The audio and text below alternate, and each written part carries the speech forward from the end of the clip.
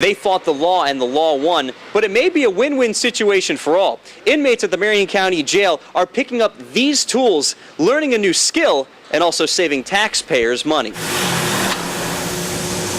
It's not your normal chain gang.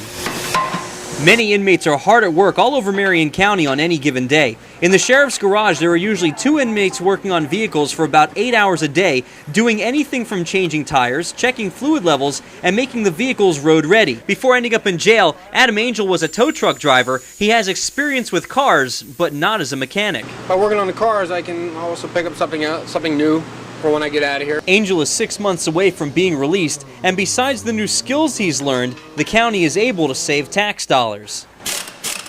With inmate labor, doing our oil changes, can't beat the price. Inmates also service cars donated to low-income families. A family of like 5 coming and picking up a conversion van, which is just, it was just a nice feeling to see them come pick it up. The inmates don't work on patrol cars. That's left to the professionals. Reporting from the Marion County Sheriff's Garage, Gary Widom, WCJB-TV 20 News.